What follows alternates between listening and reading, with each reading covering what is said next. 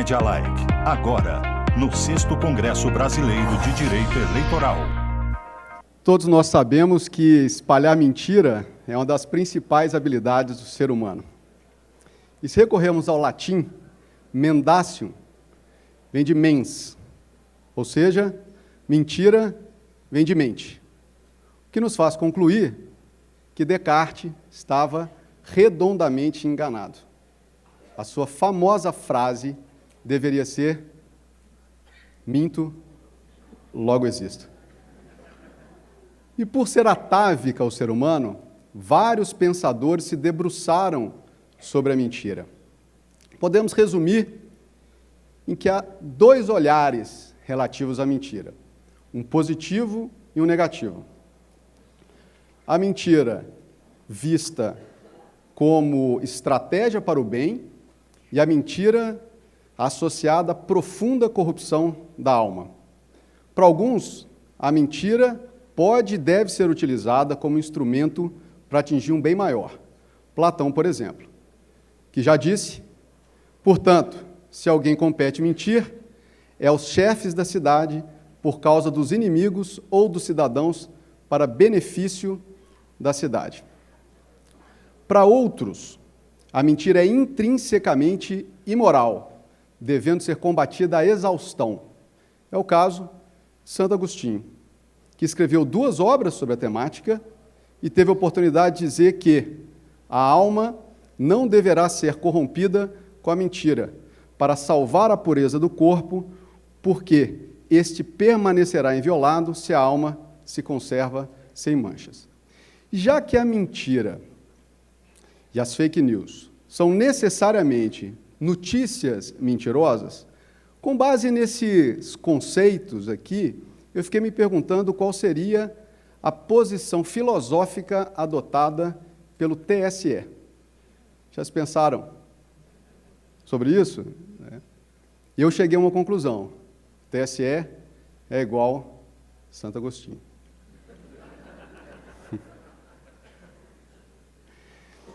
E, na verdade, a prova disso é que, de fato, o grande problema das fake news, isso não dá para negar, é que elas mexem profundamente com as nossas emoções e ativa o nosso modo passional. Apenas para ter aqui alguns exemplos, vou listar aqui algumas notícias que são fake news famosas, que foram divulgadas na rede, associando alguns desses sentimentos. A lista desses sentimentos é enorme.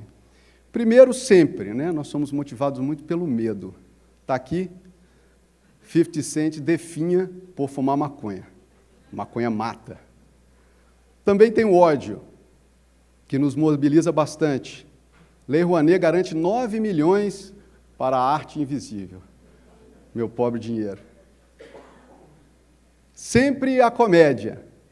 Frota sem emprego, vira motorista de Uber. Eu já sabia. E compaixão, sempre, ela também ali, Sidney Magal morre aos 63 anos, coitada da Rosa Madalena.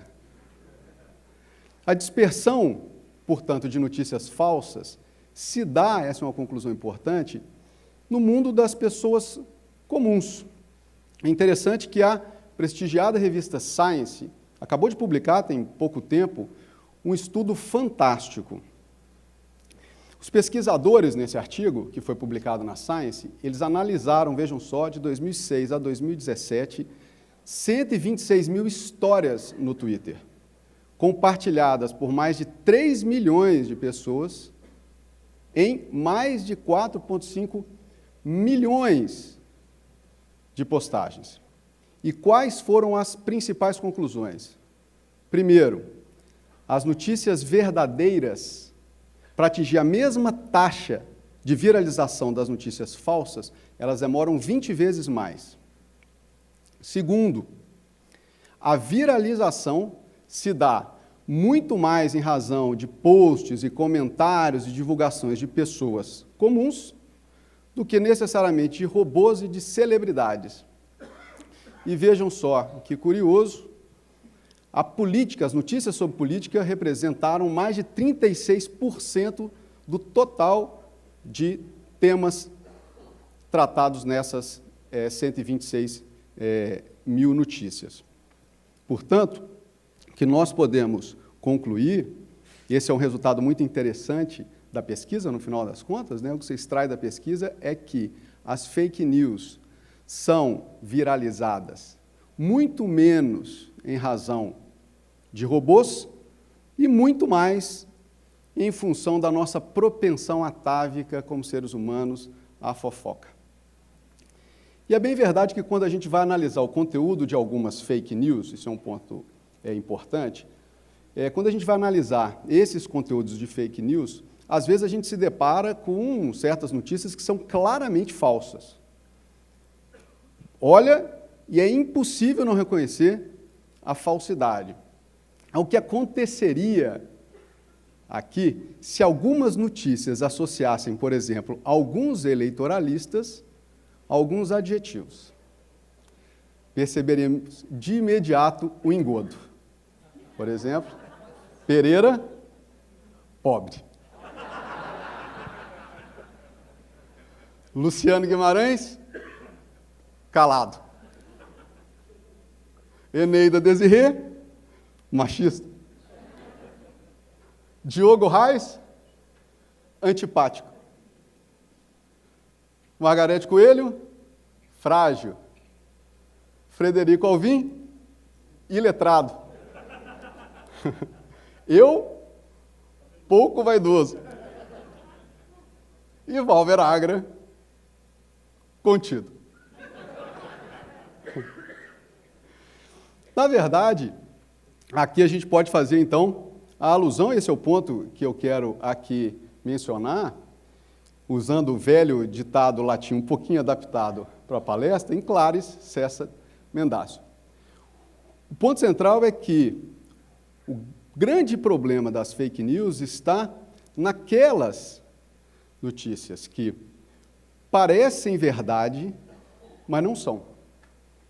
Exatamente naquelas notícias em que, ao verificar o conteúdo, parece que ela é verdade, mas na verdade não é. E ativando o nosso lado emocional, elas bloqueiam a nossa racionalidade.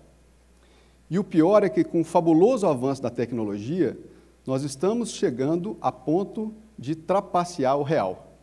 Não sei se todos viram essa notícia. Pesquisadores da Universidade de Washington, utilizando sistemas de informação e inteligência artificial, manipularam vídeos do presidente Obama e colocaram a imagem para falar aquilo que eles queriam. E essa é só mais uma das provas de que nós estamos realmente chegando a uma situação limite, a uma situação de desvanecimento do real, em que nós não conseguiríamos mais separar o que é falso do que é verdadeiro. Simbolicamente falando, teremos matado Hermes, o que significa o ocaso da hermenêutica e a possibilidade de compreensão. E quando a gente vai se envolvendo com fake news, com a temática, a situação é tão grave que a gente começa a ficar meio neurótico. E nem precisa muito se envolver com a temática, porque como nós temos visto nos últimos tempos, fake news já se tornou a expressão sussurro da década. Onde quer que a gente olhe, para onde quer que a gente vire, a gente escuta fake news. Provavelmente vocês escutaram umas 144 vezes entre o café da manhã e essa palestra.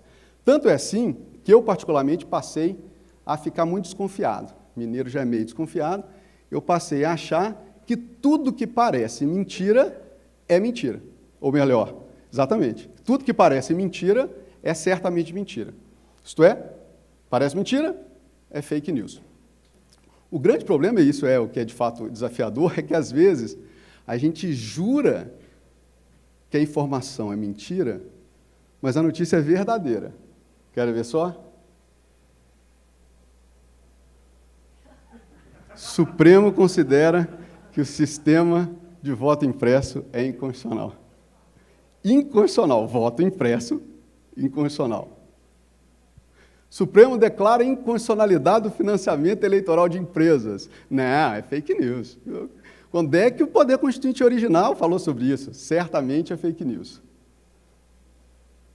PGR dá parecer favorável à candidatura sem partido. Como dizem os paranaenses, capaz. Certeza que é fake news daí. Mas, no final das contas, nós temos que nos perguntar se há soluções. E, de fato, é importante termos esperança em matéria de soluções. E elas se apresentam, né? As soluções tecnológicas, com o desenvolvimento, por exemplo, de vários sistemas agora que detectam fraude, um aprimoramento da metodologia de fact-checking, das agências de checagem, mas, certamente, a mais importante solução é a informação. Desinformação se combate com informação. Povos em estágio avançado de informação e de educação são possivelmente terrenos menos férteis para a disseminação de fake news. Portanto, em resumo, a gente poderia dizer que o gatilho para disparar fake news é a fofoca. Quanto mais informação qualificada, menor o impacto da fake news. E o pior cenário é a deep fake news, por ameaçar a nossa própria capacidade cognitiva. Agora, nas eleições, a gente não pode esquecer que nós, do direito, temos a solução perfeita para acabar com as fake news. O famoso artigo 242 do Código Eleitoral. Quem não conhece esse super trunfo do dia a dia das campanhas? Diz lá, a propaganda não pode empregar meios publicitários destinados a criar artificialmente na opinião pública estados mentais, emocionais ou passionais. Diz a lenda, inclusive, que esse artigo foi criado em razão do impacto de uma das mais famosas fake news da história política brasileira. Tudo se passou nas eleições de 1945, em que o deputado Hugo Borges mentiu ao dizer que o candidato Brigadeiro Gomes teria dito publicamente que não precisava do voto dos pobres, dos marmiteiros. A repercussão foi tão negativa que alguns analistas, inclusive, atribuem a vitória de Eurico Gaspar Dutra a esse fato. O legislador de 65, então, impactado por essa, digamos, fake news raiz, teria criado o 242. Então, meus caros, no direito eleitoral, para combater as fake news, nós precisamos da nossa dose diária de 242. Aí basta peticionar, respirar fundo e rezar para o juiz ficar emocionado o suficiente para deferir o pedido de suspensão liminar da propaganda. Muito obrigado.